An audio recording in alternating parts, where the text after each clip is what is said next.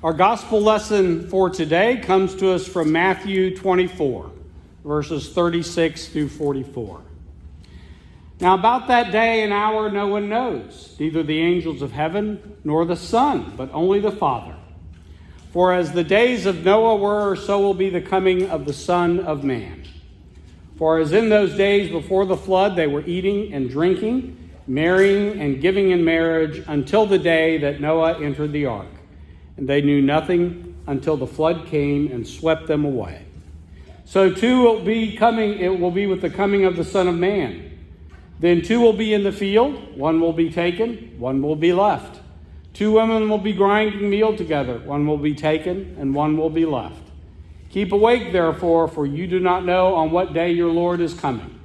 But understand this, if the owner of the house had known in what part of the night the thief was coming, he would have stayed awake and would have not let his house be broken into. Therefore, you also must be ready, for the Son of Man is coming at an unexpected hour. The Gospel of the Lord.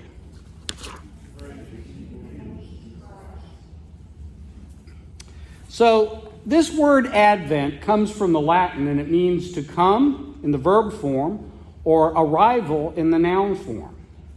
The King is coming. We may say that we prefer Merry Christmas over Happy Holidays when it comes to greetings, but very often in our homes, in our hearts, sometimes even in our churches, we make that switch. We celebrate the holiday festivities, but forget that there is a king who's coming. We're more worried about everything else and not the advent of our king. So during the next 4 weeks, we're to prepare for the arrival of the king. How do we do that? How do we prepare effectively and well for the coming of a king? Our first century guides were honest enough to admit that very few people understood what to expect. Gentiles from the east had glimpses of what he was, although they were surprised to find his family living in a small village of Bethlehem rather than in a palace. King Herod just saw him as a threat and reacted with violence. The shepherds were very surprised. They didn't know anything was going on, but they accepted the word of the angels and glorified God for what they saw that night. Even the king's closest followers, we learn in the gospel, missed the mark of understanding. So how can we expect to do any better? When I lived in Hartford City, Indiana, before the age of Google Maps, the older ones all remember that time when you had to, just navigate by instructions or by a printed map. I traveled a number of times through Peru, Indiana, on the way to meetings, Presbytery meetings and other kinds of meetings. The quickest route involved navigating across a series of state and national highways. Twice I had gotten to Peru and made a mistake in driving that cost me time. I followed old Highway 24 out of town instead of going through to new Highway 24.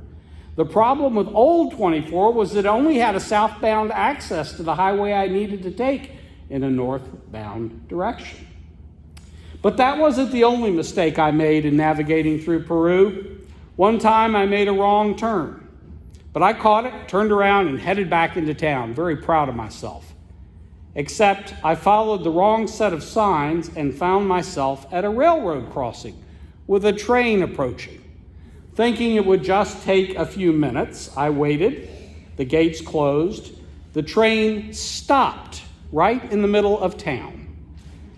I had encountered, and I'd never seen it before, but I had encountered a shift change. The crews started climbing in and out of the cabs and moving luggage. I had to backtrack again and find the one road through downtown Peru with a bridge over the railroad tracks.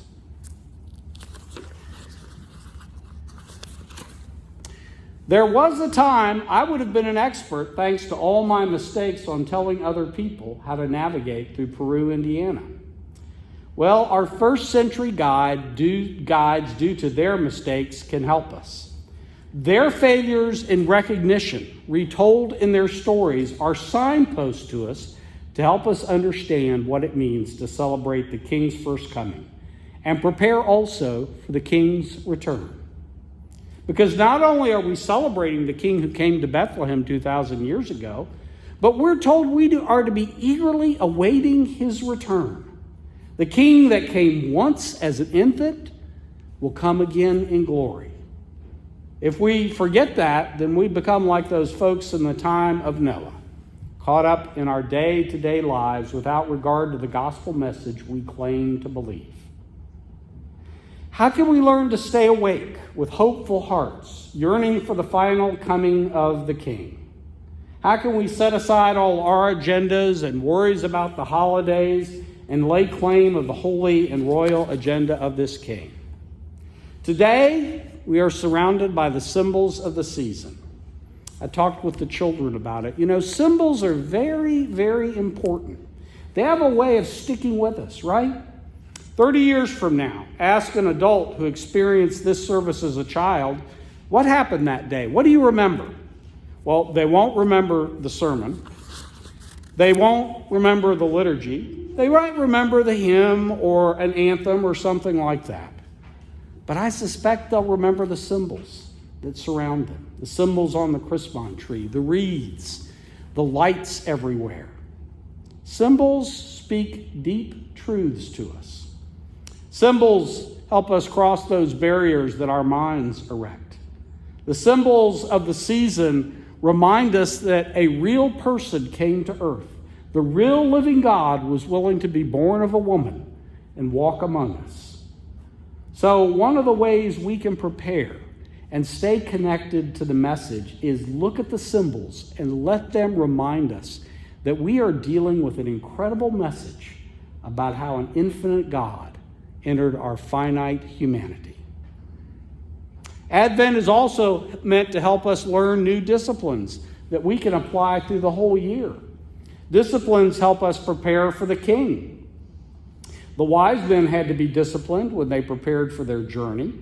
Mary and Joseph learned the discipline of obedience in taking on the responsibilities of pregnancy that many would have rejected. Zechariah, father of John the Baptist, learned the discipline of silence when he found himself mute after he was visited by an angel. Even the shepherds, thanks to their livelihood, had learned the discipline of waiting and watching and listening. So practice some discipline during Advent, the discipline of time and schedule that Advent gives us. Take time each week in your schedule to consider what it means to serve this King. Carve out a place to focus on that.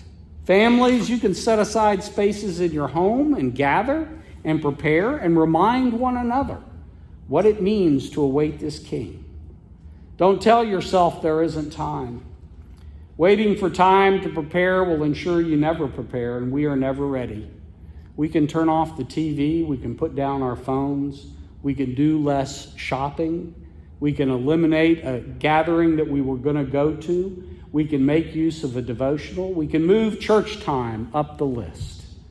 The King is coming, the one foretold by the prophets. Will we trust this vision of the King who came to bring hope? One of the barriers we have to overcome is the belief that says violence in the world is the final answer. King Herod believed that. He believed as a powerful king he could eliminate all threats. And sometimes we struggle to believe this message from Isaiah about the swords and the spears being beaten into plowshares and pruning hooks. Our Advent candle today reminds us of this vision of hope. We can practice hope as a discipline as well. When we hear news about war and terror and shooting and other violence, we can pray for a better day for those who suffer and for a society where we learn how to overcome that kind of struggle. When we hear of suffering from hunger and disease, we can pray for those who are afflicted, and we can seek solutions to these seemingly intractable problems. When we find ourselves in conflict with others, we can pray for God to show us a path where we can all be connected and love each other. When the political news leaves us troubled, we can pray that God will stir our hearts as a nation to work together for peace and justice.